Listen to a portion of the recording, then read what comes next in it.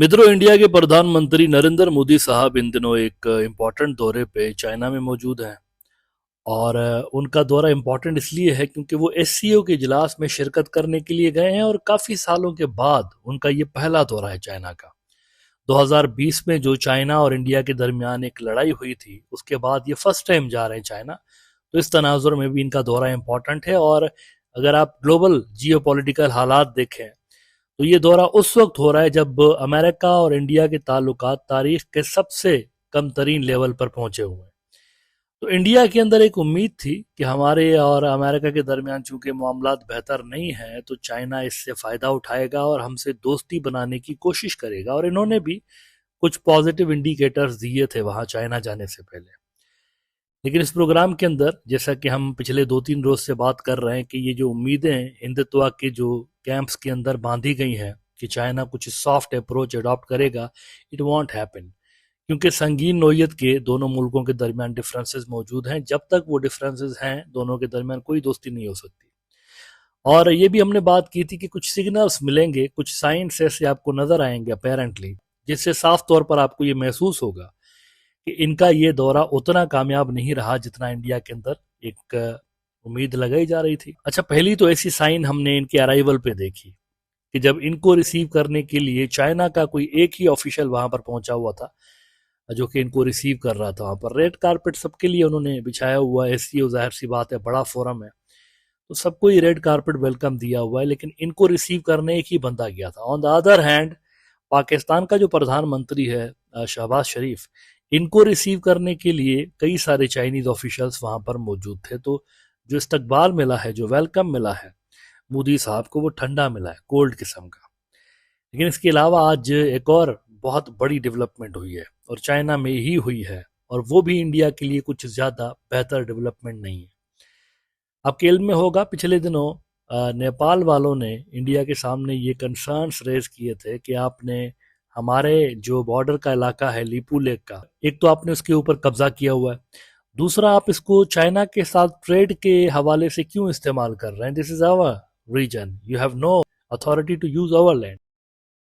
तो इस पे उन्होंने नेपालियों ने इंडिया के सामने एक तरह का प्रोटेस्ट लॉन्च किया था। अब इनके प्रोटेस्ट को रवायती तौर पर इंडिया ने सुना अनसुना कर दिया कि नहीं, ये तो बहुत पुराना मैटर है, हमारा और चाइना का ट्रेड यहाँ से कई डेकेड से लेकर चल रहा है और हम यहाँ पर बैठ के बात करने को तैयार है। लेकिन आज पता है क्या हुआ है? आज केपी ओली शर्मा की गालिबन मुलाकात हो रही थी। केपी ओली शर्मा जो पीएम हैं नेपाल के, तो केपी ओली साहब ने शी जिनपिंग के साथ मुलाकात के दौरान ये मुद्दा रेज कर दिया। किस कदर एम्बेरसिंग बात है। यानी इंडिया का जो बॉर्डर का इशू है एक और मुल्क के साथ, यानी पाकिस्तान तो यानी उनके साथ है ही, चाइना के साथ कश्मीर के इशू के हवाले से चाइनीज सपोर्ट करते हैं पाकिस्तान को। लेकिन एक और इंडिया का पड़ोसी अपने दुखड़े सुना रहा है और कंप्लेन लगा रहा है चाइना को कि देखो हमारी जमीन पे कब्जा करके इंडिया वाले बैठ गए, इसका भी कुछ करिए, आप कुछ करिए। केपी ओली बोल रहा है उसको, इसका कुछ करिए, मामला देखिए, इन्होंने आपके साथ जो ट्रेड रिज्यूम किया है हमें कोई मसला नहीं है, लेकिन भाई हमारी जमीन से तो ना करें ना, ये लीपू लेक हमारी जमीन है, क्यों इन्होंने वहां पर इस पे कब्जा किया हुआ है। द वीक में देखें क्या रिपोर्ट हुआ, ये सब कुछ देखें चाइना में हो रहा है। ये वहां अपनी जमीन पे बैठ के बात नहीं, ये तमाम डेवलपमेंट्स जो हो रही है ना, इंडिया के पड़ोसियों के बॉर्डर के डिस्प्यूट्स जो इंडिया के साथ हैं वो चाइना में डिस्कस हो रहे हैं। Nepalese Prime Minister Oli raises India-China Lipu Lake trade route issue with China's Xi Jinping. इसमें वो मजीद कहते हैं, Nepal claims Lipu Lake as its own territory, a claim that India has categorically rejected as neither justified nor based on historical facts and evidence. देखें, ये facts and evidence की बात तो ना करें ना, ये तो इंडिया की कोई हिस्ट्री के बुक्स नहीं होते, ये वो वाला हिसाब किताब नहीं है। यहाँ पर किसने इनको बताया कि हिस्टोरिकल क्लेम्स ये है या नहीं है? ये बिल्कुल इनका हिस्सा है। ना सिर्फ लीपू लेक बल्कि काला पानी भी, काला पानी का जो इलाका है वो भी इनका है असल में, उस पर भी कब्जा किया हुआ इन्होंने। लेकिन जैसे पाकिस्तान का क्लेम इंडिया नहीं मानता कश्मीर के ऊपर, जैसे चाइना का क्लेम नहीं मानता अरुणाचल के ऊपर, वैसे इनका भी नहीं मानता। अच्छा, फिर इन्होंने कोट किया हुआ है नेपाल के फॉरेन सेक्रेटरी जो हैं अमृत बहादुर राय, उनको कोट करते हुए कहते हैं कि prime minister Oli on the occasion clearly raised its objection to the agreement reached between India and China to use Lipulekh a Nepalese territory as a trade route. और उसके अलावा उन्होंने कहा कि Nepal believes that China will cooperate with Nepal in this regard. The Prime Minister was quoted as saying in the statement. यानी ओली साहब जो हैं वो चाइना को कह रहे हैं कि देखें हमारे जो बॉर्डर के इश्यूज है इंडिया के साथ वो हमें रिजॉल्व करवा के दें, जमीन हमें वापस छुड़वा के दीजिए, इनको कह रहे हैं चाइनीज को। और फिर वो कहते हैं they also agreed to move forward the bilateral mechanism for enhancing bilateral relations and cooperation between the two countries। अब ये सडनली एक बाउंसर जिसे नहीं कहते, क्रिकेट अगर आप खेलते हो तो कभी कभी फास्ट बॉलर्स क्या करते हैं कि बैट्समैन को अनसेटल करने के लिए, अगर सेट शुदा बैट्समैन है ना, तो कभी कभी उसको अनसेटल करने के लिए, उसका कंसंट्रेशन तोड़ने के लिए बाउंसर मार देते हैं।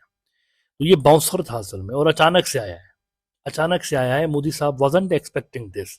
वो नहीं समझ रहे थे कि नेपाल जो है वो इस हद तक जाएगा। चलें उस दिन डांट पिलाई इन्होंने नेपालियों ने इंडिया को कि क्या किया है आपने, लेकिन चाइना के साथ ये मुद्दा रेस करेगा, और वो भी उस वक्त जबकि मोदी चाइना में मौजूद है। This was certainly out of the equation India के हिसाब से, लेकिन वो आ गया है। अच्छा, अब यहाँ पर सवाल ये पैदा हो रहा है कि शी जिनपिंग का रेस्पॉन्स क्या था। इंटरेस्टिंग बात है ना, उनका क्या रेस्पॉन्स था। उन्होंने उस हवाले से डायरेक्टली कोई बात नहीं की, लेकिन शी जिनपिंग ने एक बात ऐसी कही है जिससे थोड़ा सा यूं महसूस हो रहा है कि चाइना जो है वो रेडी हो रहा है इस मसले के अंदर भी अपने एक स्ट्रेटजिक पार्टनर नेपाल की हेल्प करने के हवाले से।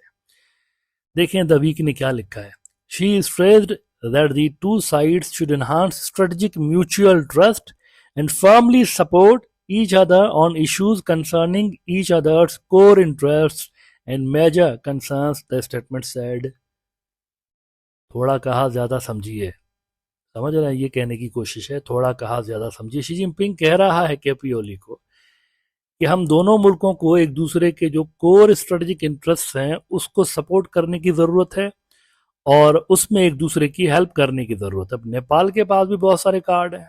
चाइना और इंडिया का जो बॉर्डर का डिस्प्यूट है उसमें नेपाल भी बड़ा प्लेयर है, बड़ा प्लेयर है। ये एक तरह का गिव एंड टेक हो रहा है। नेपाल को शी जिनपिंग कह रहा है कि हम आपकी हेल्प करते हैं, आप हमारी हेल्प कीजिए। तो एग्रीमेंट इस हवाले से खामोश एग्रीमेंट हो गया है। अब ये खुल के ना भी लिखें, लेकिन रीडिंग बिटवीन द लाइन्स अगर आप देखें तो यही है कि चाइनीज इनको कह रहे हैं कि मित्रों हम आपकी हेल्प करेंगे, आप हमारी हेल्प कीजिए। और ये कोई बुरी बात भी नहीं है। देखें बहुत सारे मामलात में नेपाल इनकी हेल्प कर सकता है चाइनीज़ की, और चाइनीज़ भी इनकी कर सकते हैं। इसमें अब ये भी मसला आ गया बॉर्डर के इशूज़, और चूंकि दोनों मुल्क स्ट्रेटजिक पार्टनर्स हैं तो मेरे ख्याल से ये मामलात आगे बढ़ेंगे इस हवाले से भी। अच्छा, अब इंडिया के जो एक्सपर्ट्स हैं उन्होंने एक और मुद्दा यहाँ पर रेज किया हुआ है। इंडिया के अंदर बहुत सारे जो हिंदुत्ववादी हैं गुस्से में है ना ट्रंप के ऊपर। देखें ये वो गैंग है जो कि मतलब जोरों शोर के साथ जिनकी ये ख्वाहिश थी कि ट्रंप मामू आने चाहिए पावर में, वो आएंगे तो पाकिस्तान की ठुकाई लगाएंगे, चाइना को प्रेशराइज करेंगे और हमें एशिया का अनडिस्प्यूटेड किंग बना देंगे। यही सोच थी इंडिया के अंदर। अब वो गुस्से में है कि ऐसा तो कुछ नहीं हुआ, उल्टा इसने हमारे ऊपर सैंक्शन लगा दी और हमारी इकोनॉमी की वाट लगा दी। तो इस हवाले से ये एक माहौल बन रहा था कि छोड़ो इसको, चाइना को देखो दोबारा से। लेकिन कुछ एक्सपर्ट्स अब इंडिया के जो है ना उनको बात अब समझ में आई है कई हफ्तों के बाद कि ये क्या कर रहे हैं हम लोग। वो कह रहे हैं कि ये जो हम चाइना के साथ ट्रेड बढ़ाने की बात कर रहे हैं, और अमेरिका से हमारा जो मामला था कि जी हम अपनी लोकल जो मार्केट है मीडियम एंड स्मॉल इंडस्ट्रीज वहां पर हम आपको आने नहीं देंगे, क्योंकि जो हमारे स्मॉल मैन्युफैक्चरर्स हैं उनके राइट्स को हम प्रोटेक्ट करेंगे। तो इंडिया के एक्सपर्ट्स कह रहे हैं अगर यही करना है तो फिर चाइना तो बड़ा मसला है, फिर उनके साथ कैसे ट्रेड कर रहे हैं हम। मतलब ये छोटा मसला है अमेरिका से, वो फ्राई पैन है तो ये आग है। ये उन्होंने एग्जांपल दिया। इंडियन एक्सप्रेस देखें क्या लिखा है उन्होंने। Why trading with China as against the US poses more challenges for India if protecting its domestic producers be it in manufacturing or in other sectors is the central goal of Indian policymakers, then choosing China over the US for trade may be akin to jumping out of the frying pan into the fire। वो कह रहे हैं तो बड़ा मसला है। फिर अगर हमें ये मसला था, ट्रेड का मसला था अमेरिका से, तो वो छोटे मसले हैं। अमेरिका के साथ हमारा मसला जो है ना फिर भी कंपैरेटिवली छोटा है, ये तो बहुत बड़ा मसला है। अच्छा, वो ऐसा क्यों कह रहे हैं? फैक्ट्स एंड फिगर्स के मुताबिक बात करेंगे। डेक्कन हेराल्ड की मैं चाहता हूं कि ये स्टोरी देखिए, आपको सब समझ में आ जाएगा कि ये क्यों इस तरह बोल रहे हैं। India China trade relations deficit widens to USD 99.2 billion. India has time and again flagged its concern over the ballooning trade deficit and the non-trade barriers faced by Indian goods in the Chinese market. ये पता है क्या है 99.2? India और China आपस में जो trade करते हैं ना, इसमें जाहिर सी बात है कुछ डॉलर्स इनके बनते हैं चाइना की तरफ, जो चीजें ये बेचते हैं चाइना को, और कुछ डॉलर्स चाइना के इनकी तरफ बनते हैं, जो कि चाइनीज इनको जो गुड्स बेचते हैं। अब दोनों का जो डिफरेंस है ना, कि भाई मैंने तुम्हें इतना बेचा, तुमने मुझे इतना बेचा, अब डिफरेंस जो है वो है 99.2 बिलियन डॉलर्स, जो कि इंडिया ने ज्यादा भरने हैं, चाइना को देने हैं। चाइना का इतना बिल बनता है। लेकिन यहाँ पर सिर्फ वॉल्यूम की बात नहीं है, बात इससे कहीं आगे है। चाइना इंडियन इकोनॉमी के जड़ों में बैठ गया है, रूट्स में बैठ गया है उनकी इकोनॉमी के। वो कहते हैं what is bilateral trade between India and China. इसमें वो बता रहे हैं कि 99.2 बिलियन डॉलर्स की जो हमारा ट्रेड डेफिसिट है वो हो गया। लेकिन फिर इसमें देखें अगर आप कि प्रोडक्ट्स जिस तरह की वो लेते हैं ना चाइना से, वो देखें कौन सी है। कहते हैं कि GTRI analysis states that in antibiotics like erythromycin China supplies 97.7% of India's needs. In electronics, it controls 96.8% of silicon wafers and 86% of flat panel displays. In renewable energy, 82.7% of solar cells and 75.2% of lithium-ion batteries come from China. ये electronics का sector है। लेकिन इसके अलावा जो रोजमर्रा की चीजें होती हैं वहां भी चाइना है। Even everyday products such as laptops, 80.5% share, embroidery machinery 91.4%, and viscose yarn 98.9% are overwhelmingly Chinese sourced. Look at that. कोई 80% किसी सेक्टर में चीजें चाइना से आ रही हैं, कहीं पे 90%, तो कहीं से 98%। इतना ज्यादा इनकी मार्केट्स डिपेंडेंट है चाइना के ऊपर। अच्छा, ऑन टॉप ऑफ दैट ये रॉ मटेरियल भी मंगवा रहे होते हैं बहुत बड़ी तादाद में।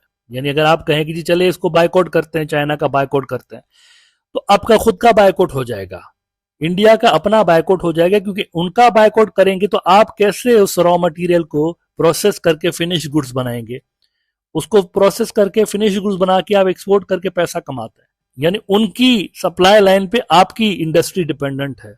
ये है चक्कर सारा का सारा। अब एज अ रिजल्ट हो क्या रहा है? हो ये रहा है कि ऑलरेडी चाइना की जो कंपनियां हैं बहुत बड़ी तादाद में यहां पर बिजनेस कर रही हैं ना, तो लोकल जो मैन्युफैक्चरर है इंडिया का, वो इनसे कम्पीट नहीं कर पाता। क्योंकि चाइनीज की मार्केट्स ऐसी है कि वहां पे महंगी से महंगी चीज भी आपको मिलेगी, तो उसी मॉडल की सस्ते से सस्ती चीज भी आपको मिलेगी। जिसे वो कहते हैं ना, चली तो चांद तक नहीं तो शाम तक, वो वाला एग्जाम्पल है। मतलब आप उनको सिर्फ प्राइस बता दें कि इतने प्राइस में हमें फला चीज चाहिए, वो आपको बना के दे देंगे।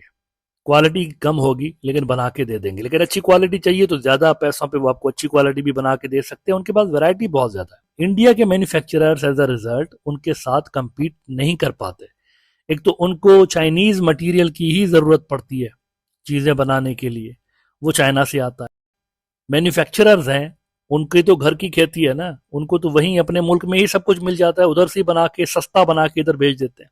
कंपिटेटिव एज है उनको, इंडियन मार्केट के अंदर ही उनको कंपिटेटिव एज है, क्योंकि इंडियन जो मैन्युफैक्चरर्स हैं सप्लाई चेन उनकी वहां से आ रही है। एज अ रिजल्ट ये हो रहा है जो कि डेक्कन हेराल्ड ने लिखा है।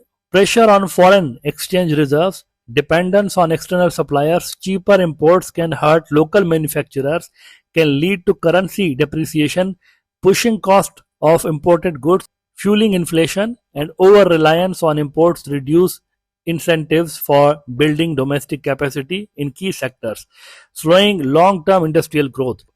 कि हमारे जो डोमेस्टिक प्रोड्यूसर्स हैं, अगर हम आपको एंट्री देंगे अपनी मार्केट के अंदर, अमेरिकन कह रहे थे आप हमसे बहुत कम चीजें खरीदते हैं, हमारी चीजों को अपनी मार्केट में एंट्री दें, तो आगे से ये कह रहे थे अगर हम आपको एंट्री दें अपनी मार्केट के अंदर तो हमारे वाले कहाँ जाएंगे? तो चाइनीज तो पहले ही बैठे हुए हैं, यानी वो आ गए, वो घुस गए हैं पूरी की तरह से इनके मार्केट के अंदर। लेकिन अमेरिकन नहीं घुस पा रहे, ये अमेरिका को मना कर रहे, चाइना को मना कर नहीं पा रहे, क्योंकि कर सकते नहीं है मना। इनकी जैसा कि मैंने कहा कि इंडस्ट्री डिपेंड करती है बड़ी हद तक चाइनीज सप्लाई चेन के ऊपर। तो इसीलिए इनके माहिरीन कह रहे हैं कि अगर अमेरिका फ्राइंग पैन है तो चाइना आ गया। और इसी वजह से फिर आप देखें कि 99 बिलियन डॉलर का वो जो बता रहे हैं ट्रेड डेफिसिट, इसी वजह से हुआ है। मोस्टली ये इंपोर्ट करते हैं। अच्छा, आखिर में इस बड़े मुद्दे पे बात करते हैं कि ये जो 99 बिलियन डॉलर्स देते हैं ना ये एक्स्ट्रा चाइना को, ये अमेरिका से अर्न करके देते हैं। अमेरिका और इनके दरमियान ट्रेड जो गैप है इनके फेवर में, इंडिया के फेवर में।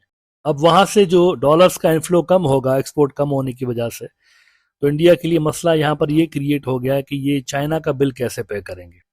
ये एक और प्रॉब्लम इंडिया के सामने खड़ा हुआ है। देखते हैं कि इंडिया इसको कैसे फेस करता है।